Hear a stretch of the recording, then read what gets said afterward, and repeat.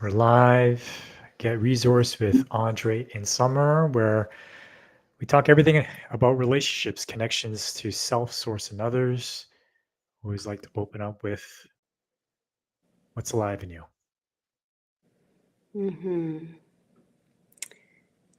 What's alive in me is that I have cold feet and that I have this desire to cozy up and stay warm and connect with those people that I like the most to do that with. Mm. Yeah, what's alive in me is irritation and annoyance because I have a need for ease, um, certainty, and quality.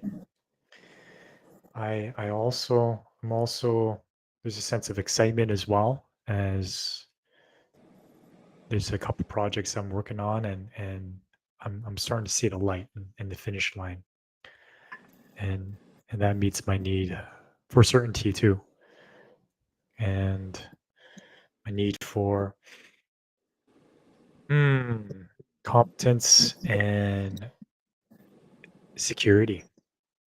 Yeah. Hmm. Right. And this technology stuff, all this new stuff is a bit nerve wracking, isn't it? Yeah, acknowledging, leading up to these streams, trying to get the technology to work and work consistently as well, um, does provide a feeling of anxiousness. And even now, like noticing the video quality and it not matching with the voice as well. There's a lag in the video quality being pixelated as well. Um, it's like, oh my, and there's judgment with that. So there's the mixer fix it hat of like I'm automatically looking to how to resolve this problem so it doesn't happen going forward. Yeah. Right. So And it's kind of like letting that go, right? In the moment, to be here in the present. But then there's a part of me that's pulling me to like think about solutions, which creates anxiousness within me. in me, for sure. Mm, Hmm. yeah. Definitely some irritation and just, I want ease. I want the same things. So definitely. Mm. Hello. Hi, Elizabetha. Nice to see you Hi, here today. Elizabeth. So we're flowing from our last week, which we talked about feelings are facts and um, how feelings are our most important data and our GPS for living our most aligned and best lives to stay healthy in our body, mind, spirit. And today we're going to go into needs because feelings alert us to discover what our needs are. But so many people think of needs as these selfish, dependent, and needy things, don't they, Dre? So we're going to define what we actually think needs are and why it's so important that we start having a vocabulary for them, just as important it is for have a vocabulary of what we're feeling, what's going on in our bodies at any given moment, so that we can have more authentic, connected relationships. So, what do you Mhm. say about needs today, Mr. Dre? Yeah. Well, I mean, what's present for me is a need for effectiveness for sure, and I didn't have a vocabulary of that whatsoever. I didn't know what my needs were. When Let's just start with growing up, you that. mean? Yeah. Mm-hmm. Yeah. Growing up, it was needs. There's no conversation around that. Oh, Definitely buy into the paradigm that I didn't want to be needy. Uh, didn't want to be selfish. It was more around the idea of like, I'm here to meet other people's needs, but what about my needs? There was no conversation around that. And so what I see like growing up was more of like trying to please my mom or dad. trying to follow along what they want me to do. I mean, one of the biggest thing was I was shunned for having thoughts and feelings. Like there's this idea of this notion that you should not talk back against your parents. And is this ideology that if my parents would have an opinion, I I don't have a right to share my opinion in response to that. So there was no dialogue. There's no healthy back and forth dialogue.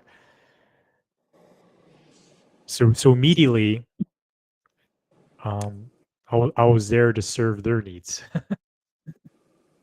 I didn't know that at the time, and you could say that's pleasing, right? And so the bigger picture is the lack of awareness of my own needs to take care of it, and the encouragement to take care of other needs leads to a culture of people pleasing where I'm looking outside of myself for approval to get my needs met. And so I'm giving, giving, giving so much. And when I don't get anything back, I get resentful. I get angry. I get annoyed. And it's so disempowering because I'm giving my power away to someone else. I'm expecting that person to fill my needs for comfort, my needs for sex, my needs for connection. And so I do it in these backhanded ways because I don't know how to ask for them. I don't know how to ask for my needs to be met. So I do it in an indirect way because I don't want to seem as needy or rude or direct. Right? Yeah. Does that make sense? Yeah. Hmm. I did want to So, put a little plug in there for your parents because my parents too, they didn't realize that most parents don't realize. I didn't know as a parent that I was indirectly expecting my daughter to fill my needs, right?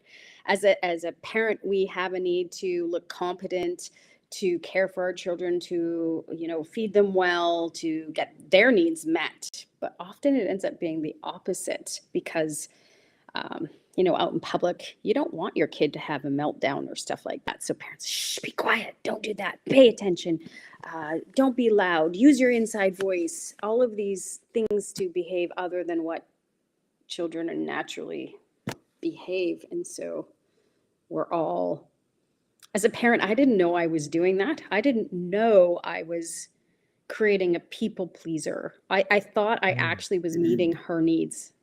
Uh, and it was quite a shock to realize that's not actually what I was doing. interesting. Because I wasn't aware that I had my own needs. So then I didn't, I don't think many of us, if we don't know that's what they are and why we're doing what we're doing.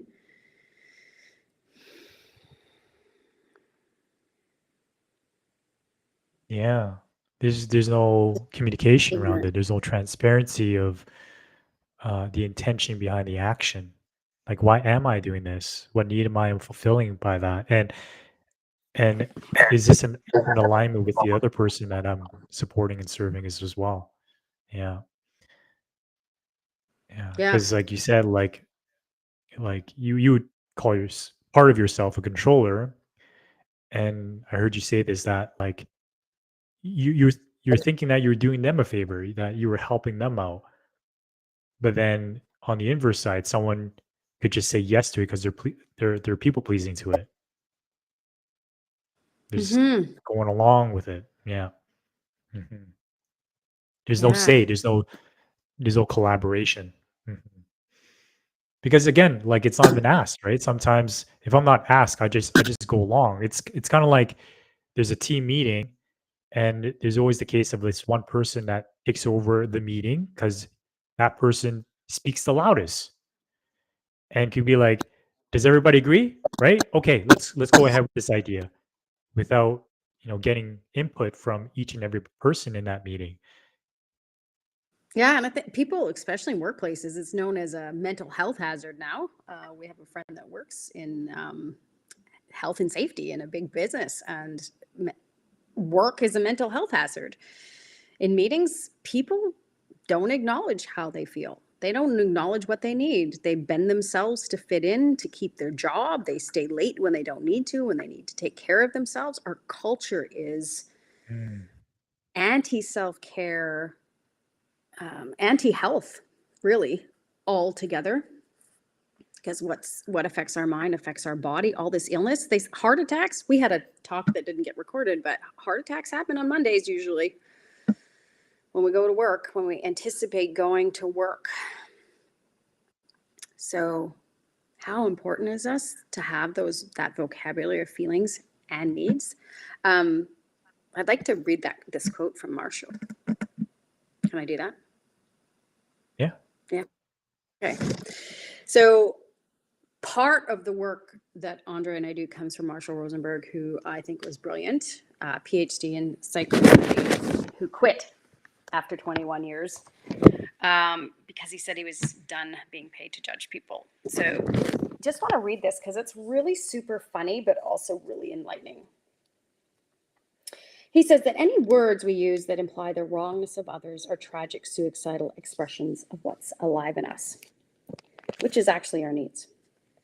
They're tragic and suicidal because they don't lead to people enjoying contributing to our well-being, and they provoke defensiveness and counter-aggression. And when I first learned this lesson, it was frightening to me because I realized how much my head was filled with moralistic judgments. My education had me thinking in terms of these judgments. The idea is that you have to get people to see how terrible they are, and then they will be penitent and change the error of their ways.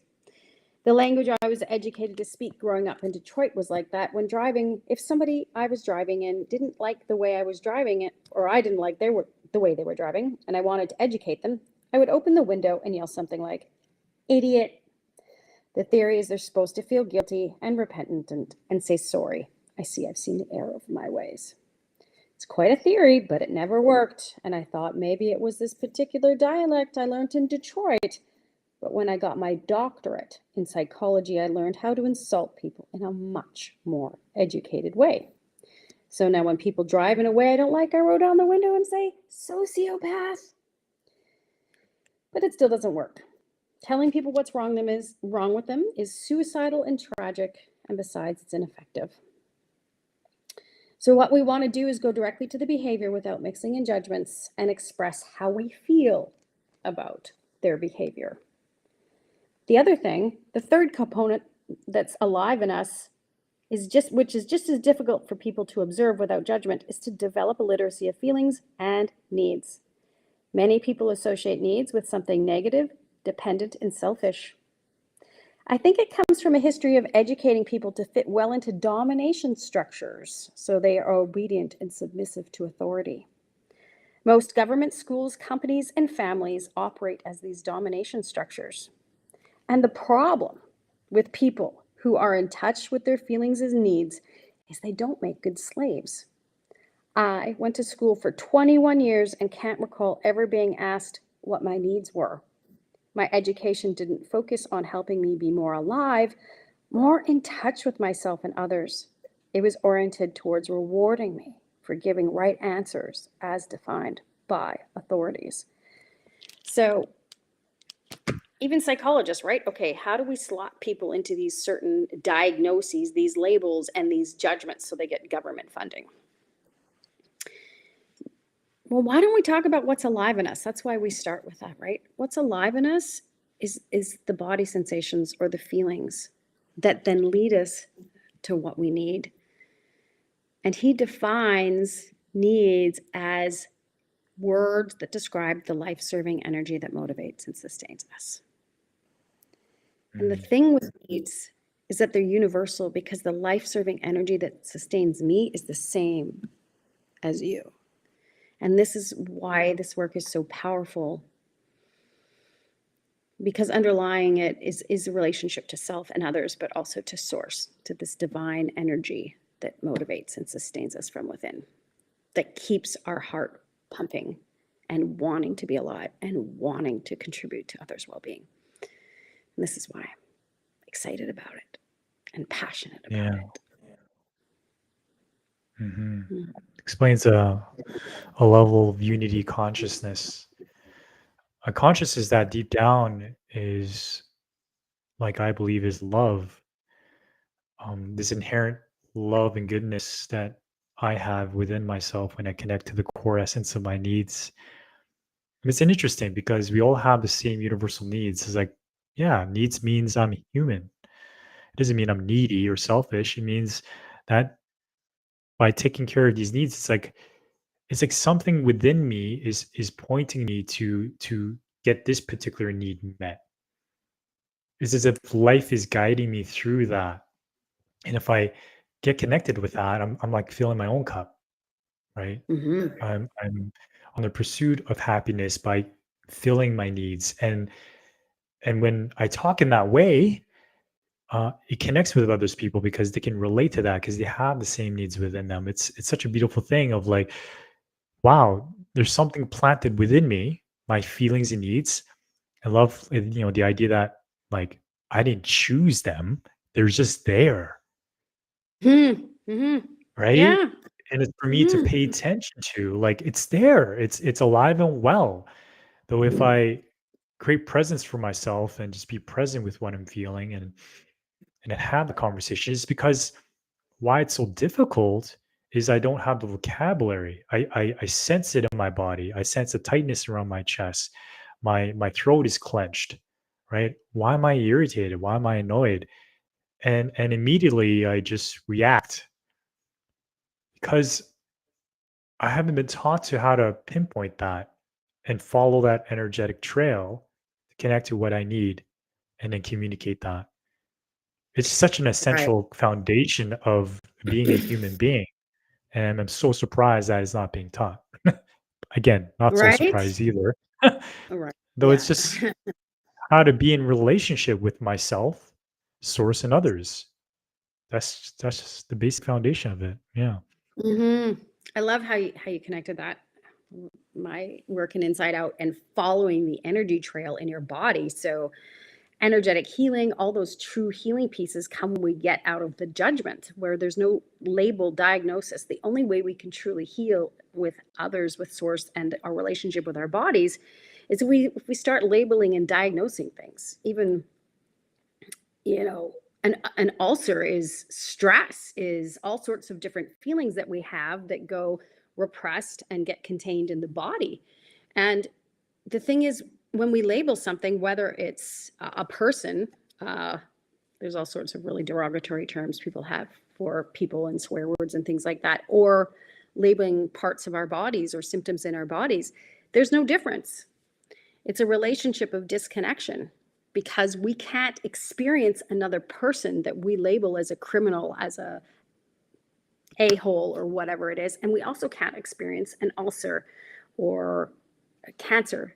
We can't experience the energy in our body. So I like to say that we go to our, well, I think the men's work, it's direct felt experience. For me, it's your inner resonant truth, the pure energetic experience of what you're experiencing without mixing in the labels or judgments, um, because it allows the energy to move without our thinking mind or our judging mind getting in the way and keeping us disconnected, whether it's from our bodies, other people, or source itself. So I love that you Mm, brought that up, to follow mhm, the energy trail. Yes, the life serving energy trail. Mm, so essential. mhm. And Yeah. we're not taught.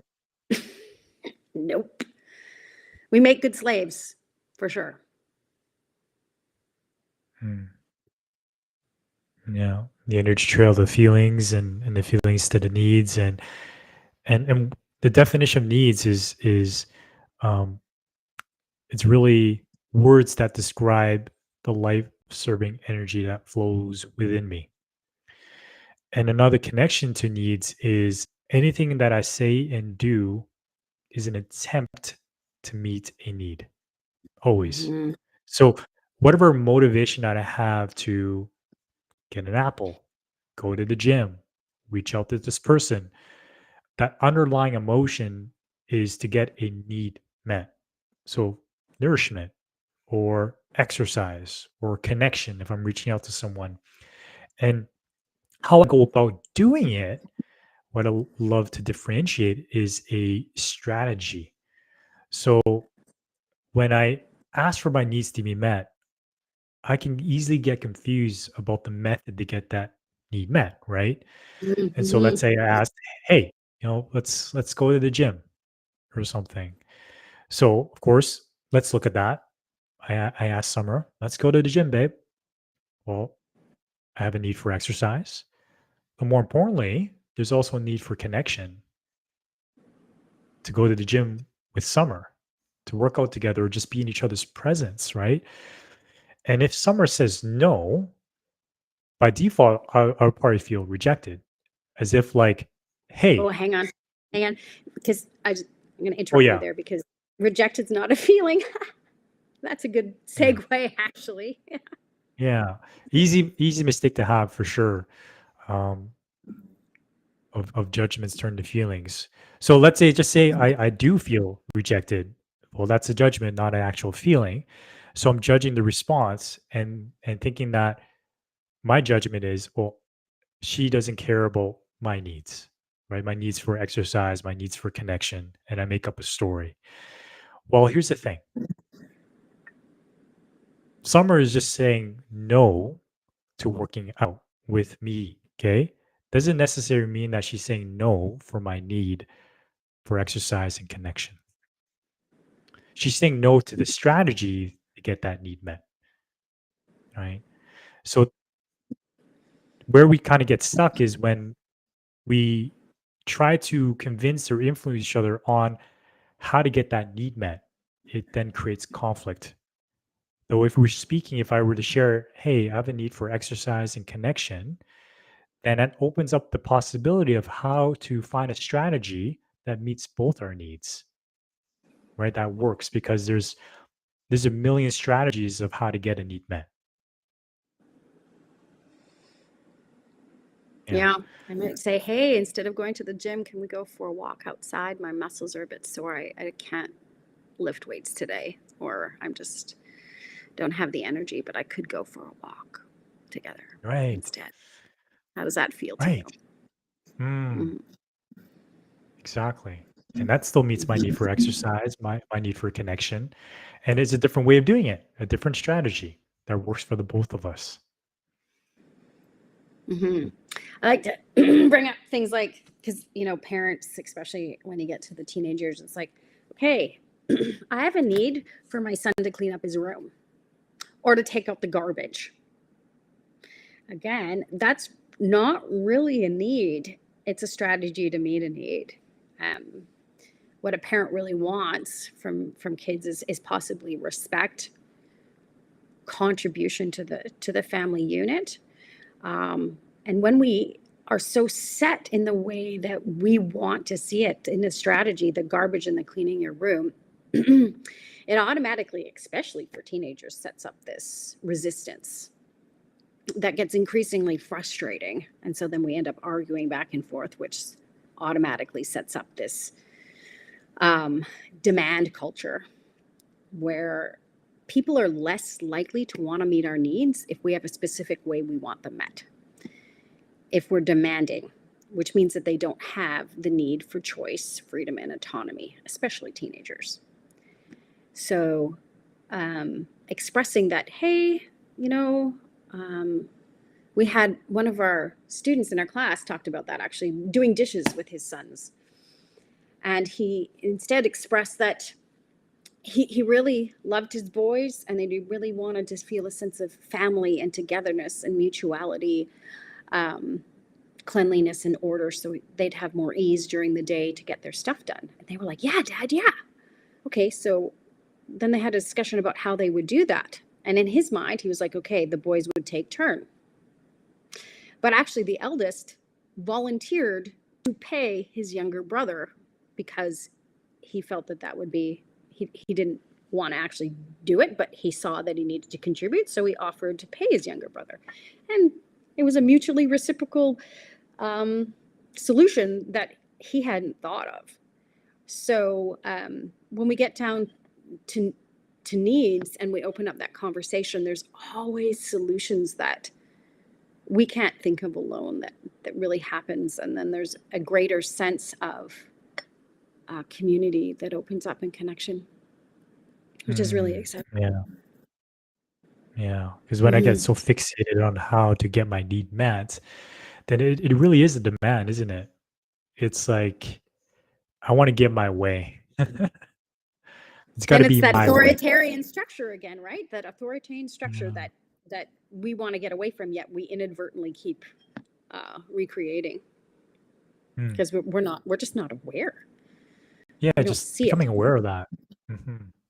Yeah, Yeah. because it's so clear for me to know what I don't want, right? To look at the negative, to tell you what you shouldn't do, right? Um, and that usually doesn't go too well, right? Um, though it's like if it's got to be my way, then I'm really not meeting your need for choice. I'm taking that choice away from you, and when that happens, there's resistance. Yeah, for sure. Mhm. Yeah, because inherently we want to have our free will, or it's inherent in us to have that autonomy to choose for ourselves. Yeah. Yeah, it's one of the most important things that we have. I wanted to talk about too because we talked about before we came on here why it's difficult for people to accept the feelings of others, to observe and feel and just be present with others. Um, because a lot of people are really uncomfortable with seeing others struggle, or they'll label them. Um, and I used to work on the crisis centers and the call centers, and there's other stories that I've seen that simply by removing judgment is healing in itself. So I'm curious because I know, particularly for women too, but mostly men, especially in relationship to women, they have, because women tend to be more emotional, they have more access to that type of energy, and men tend to, and again, tend to. We've noticed patterns in our class, so we'll talk about at least that piece of it. There's a need to fix it. Our kids are struggling. Let's fix it. Let's do it for them. Or my wife, okay, let me fix this. And it's often because there's a sense of anxiety or discomfort in recognizing how receiving someone struggling is in their own body. And so it's really not about helping the other person. It is about alleviating my own discomfort, actually, which a lot of people don't recognize. Mm. So I'm curious what you would have to say about that, because when we're trying to fix somebody, we're not actually connected. There's no intimacy because we're telling them they're wrong or they have to do something different and to feel something different than they're actually feeling,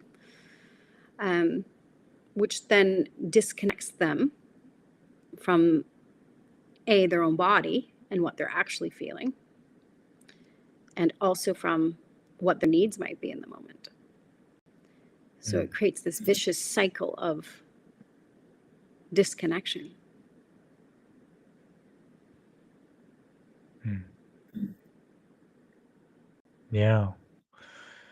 Yeah. My thoughts around that is on the surface, it's habitual. I just learned what my parents were doing or what people would generally do. It's what I'm used to. Mm. And it could be that because my parents are anxious around things going wrong. And therefore I'm anxious with things going wrong. Like I'm just saying that if I was taught a different way, taught to be present without having to give advice and fix, then I would do that. And so I just start with the lack of awareness. And then if we're speaking from my own experience, I was super uncomfortable with emotion because I didn't know how to handle it. I had no experience, especially if someone were crying. I would want to stop it. And then there's an underlying self-worth piece so that I get my worth in solving problems and fixing things. And so when there's an opportunity, a problem, if someone were to share a problem with me, then implies that, oh, you want me to fix it. Mm. Here's some solutions, right? And so these are habits. Either it's cultural, family, um, and that judgment comes in as well. So yeah, it really does block the connection, right? So mm, yeah, I'm just discovering the origins of it for myself. Um, if I were to hear someone have a problem, yeah, my immediate need is like, oh, they're suffering, they're in pain. Let me help you, right? To be sitting in pain or grief together is uncomfortable, right? There's a judgment of like, where's this going? This Mm. we're not being effective. We're wasting our time, right? This is weak. Feelings don't matter. They're not facts, right? And so this paradigm that I go in with, then I'm definitely judging the experience, and I'm looking to fix. I'm looking to give advice, and it's interesting because I can see myself fall into that in my work as a facilitator and as a coach, to be in a place of like offering solutions and guidance because I think it's my role as a healer, coach, guide. I got to fix it. It's my role. And also, deep underneath that is my worth, that I'm providing worth. I feel good. I feel good if I make an impact or change someone's life. It Mm. was interesting because the more I sit with people and just stay with the energy of the pain and the grief and the sadness, without judgment, without fixing, it actually moves on its own. And Mhm. what's beauty in a tenet that I strive to embody all the time is guiding people to their answers. That each individual man and woman has their answers within them. If they're given that space to sit with themselves, they'll come to their own aha. That that is in their highest and best good. They know themselves better than I know them. I mean, on the surface may not, right? Because like can't see my blind spots. But if I really go within myself, I'm the one that has access to what I'm feeling and needing. And speaking of feelings and needs, I can take a guess, right? It's like as if I'm shining a light in their heart, and I'll just guess, are you feeling annoyed right now? Because you're needing some ease? And someone could be like, no, I'm actually needing respect because of this and this. So even taking a guess will help me get to the core of what's happening within me. Instead of just like, no, no, no, just do this. And then I really miss out on my innermost wisdom. Yeah. And the ability to connect with it. Mhm. Yeah, somehow we've been taught that we don't have inner wisdom. We go to school, we're taught to regurgitate information to get the right Mm. answers. Yeah. I love that you shared that because that totally the teaching of memorizing and regurgitating is telling me that I'm not smart actually. Deep down because I don't trust what's within me. Rather, I should seek it outside of me and read it in a book. And that Mhm. whatever I read is true. Yeah, and that's where I get to like, ooh. I mean, books are great, but there's so much, especially now in the information age. How do we discern what's life-giving to us?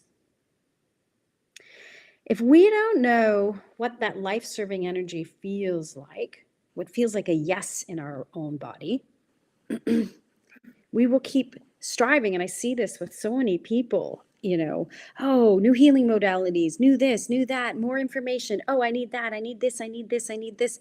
And I have one person who told me they had bought 30 courses, all online recorded, they hadn't gone through yet. There's this perception of, I don't know enough. I need more information without the time to actually use it or embody it. And I've heard from many people in the last couple of weeks, they've got this, and then they keep going. There's this masculine drive of do, go, collect more stuff because I don't know enough, I don't have enough. And then there's this burnout again, or an escalation or raising of different symptoms, disconnected from other people, body symptoms then start showing up. And then they go all over and do it again. And we're forgetting that we're born as these beautiful, energetically informed beings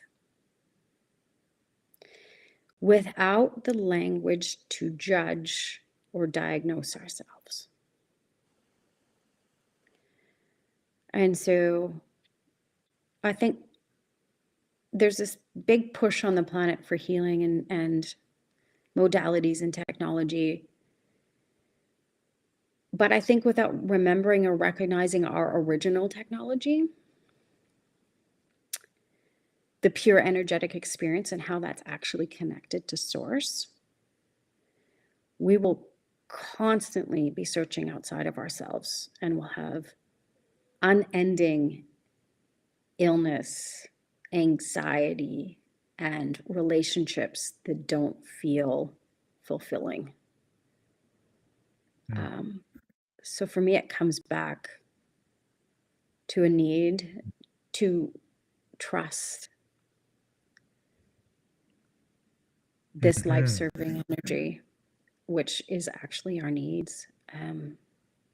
The life-serving energy that motivates and sustains us. What keeps our heart beating? It's an electromagnetic force.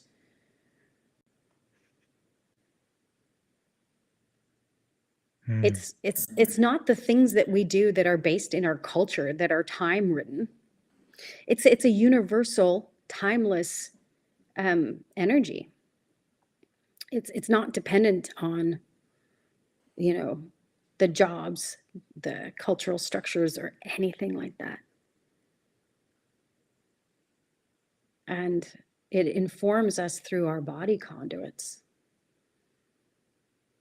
This meat stick that informs us of the most valuable information that I see people discounting and discarding, probably because we live in a capitalistic economic society where economies of scale, doing more, having more, seems to be the external driving force. And I see that people are going, wait a minute, I'm not sure this is working for me anymore. I'm burnt out, I'm sick, I'm divorced. There's something that's not working here.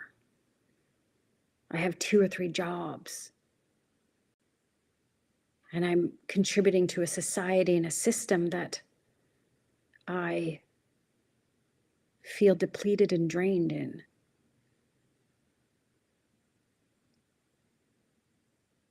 And so it's not a menial task to start turning inward, because we do have this need for money. But I think as we start really connecting to our humanness, to our needs, we will feel so much more ease, and we'll be able to connect to the resources that people provide. Our neighbor has a lawnmower. Why do we need 2? Why does every single individual human being need to have Wi-Fi? Why can't we have a group Wi-Fi? It's very interesting how we're all separated and all trying to be chefs and childcare providers and doing all these things on our own, going insane. I really believe this healing becomes part of this community or cultural re-evaluation, um, because we've been taken too far, where when there's 80% of people on antidepressants and suicide and all of these things rising, there's got to be a different solution than what we've been doing. Yeah. And it starts with me looking at myself. That's the start of liberation. And I like to go back to what you shared about the overconsumption of knowledge and the doing, doing, doing. And I find all of that is strategies to get my needs met. Mm-hmm. And I liken it to like a bodybuilding plan. If Arnold gave me his bodybuilding routine during his prime, would it work for me? I'm not sure. I could try it, just like any diet plan, nutrition plan. So it's for me to use my feelings and needs as a filter, as discernment to check in with what strategies resonate with me. Because if I'm missing that data, then I'm just like a floating paper bag in the wind, trying these things out, going to another workshop, trying another book, and outsourcing myself instead of resourcing. And it's not to say that, seminars, books, all that, don't do that. Yes, absolutely do. I'm a lifelong learner and I love that stuff. Though I come in with the lens of take what I want, leave the rest. It's like a buffet. If I go to a buffet, I get to choose the types of food that I want to ingest within myself. So it's so important in regards to sovereignty and liberty to know what my feelings are, what my needs are, so that I can discern the different strategies that are in resonance to get my need met. And Mm-hmm. that's freedom. Because now, if the marketing wheel engine goes and says, "You're not worthy, Dre, unless you have this suit, this car," I could be like, "No, I'm good. I am worthy. I find my worth in other things that are in resonance with me. I find my worth in learning, right? I find my worth in self-expression." Okay. And that's freedom because no matter what signals, messages is out there, because I know who I am, I make a choice for myself. Mm. Yeah. So needs are freedom. Needs is life-serving energy. It's sovereignty. Yeah, I just absolutely resonated with the way you said everything, especially the visual of the buffet. There's so much food, and a lot of people overeat and overconsume, and then they end up feeling absolutely overloaded and gross.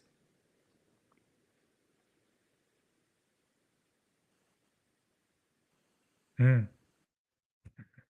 Interesting Life's a how we buffet. do that to ourselves. Life's a buffet. It's true. It Yeah. is. In relationship, there's many women, there's very many men, there's lots of opportunities everywhere. How do we discern what's right for us with our unique blueprint on the Yeah. planet? Hmm. Mhm. Instead of trying to adapt and fit into environments that, or relationships that don't really serve us in a way that makes us feel alive. So many of us feel so many different negative things, and we're like, okay, if I only did this, if I tried this strategy and I did this, it'll make it better, instead of really being present with what is and trusting it.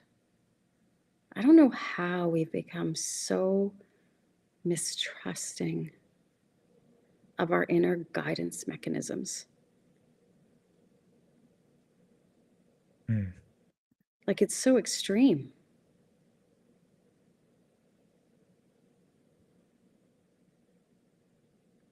Yeah. that's a rabbit hole conversation. A lot of ways to go about that for sure. Yeah. Yeah. I appreciate, your visuals are so good, Dre. And it always surprises me. The paper bag in the wind. Like, I can just see it and feel what that feels like. Mm. Just being disconnected and floating in space with no. Well, I see an empty paper bag with nothing to truly fill me, with no meaning, Right. with no connection, with no self expression, with nothing that allows me to recognize that I am part of a much bigger picture and that I'm this intimate thread in a universal tapestry that I believe can truly fill us. And it's why I just so love our courses, because groups of people come together and you start to see the beauty of the tapestry. And even though each person is unique, they have the same needs. And when they reflect on their own, I can feel myself. And I can see myself in their mirror. And it is like my need to witness beauty in its pure form in each and every person.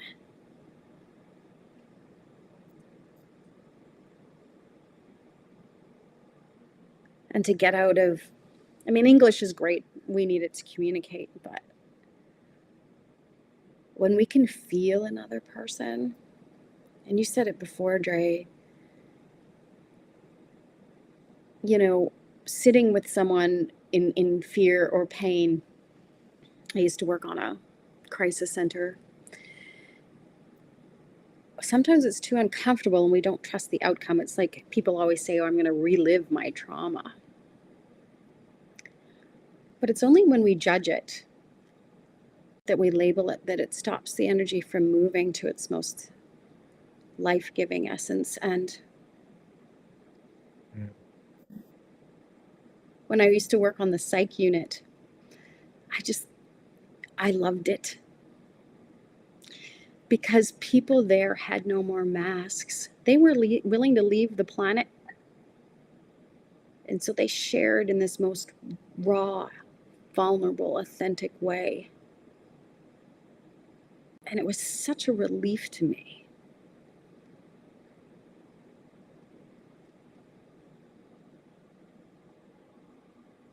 And so, to me, no matter, in this world, there's a lot of grief to go through.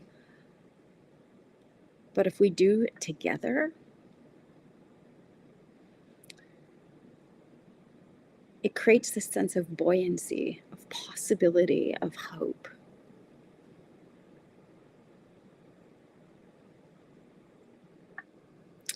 That we can truly see each other and contribute to life itself.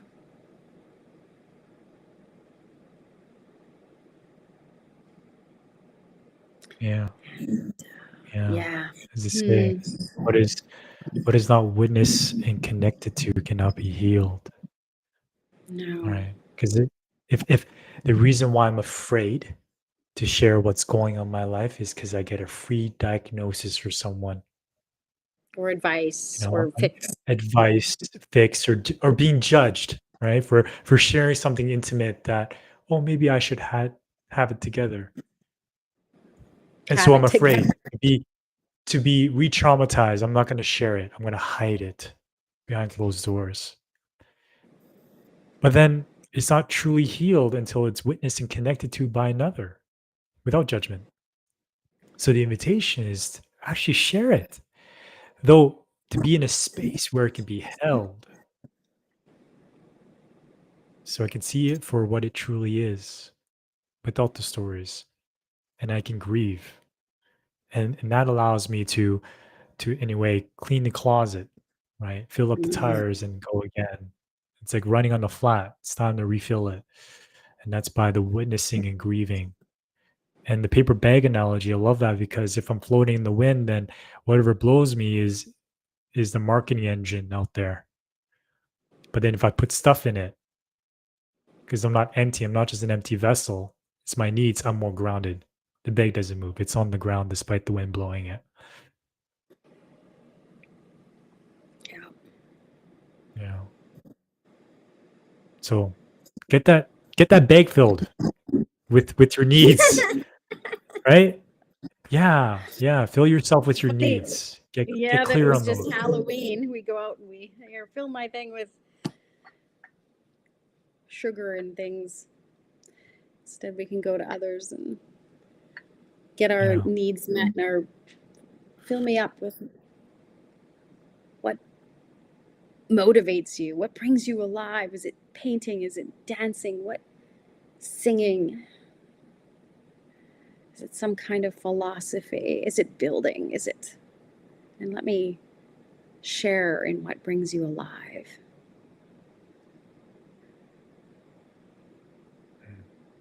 Because what Yeah. brings you alive brings me alive. Mhm. That's connecting to life, isn't it? Yeah. It And so, is. well, It's, yeah, in service to life itself. yeah.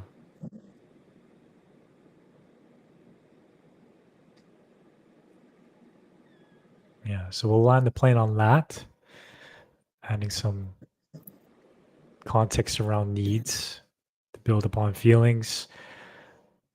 Going live every Friday at 12 p.m. Mountain. If you're still watching us, watching the stream till the end here, we appreciate you. We'd love to hear from you as well, Elizabeth. Seeing you in the comments. And we also like to ask you to watch us live on YouTube. That way, we can actually push the channel out and get this message out to as many people as we can. Yeah. So until next Yeah. time. Get resourced. Love it if you could subscribe to our YouTube channel and watch there. We're going to do this live and welcome to ask any questions and connect with us. Yeah. Bye for now.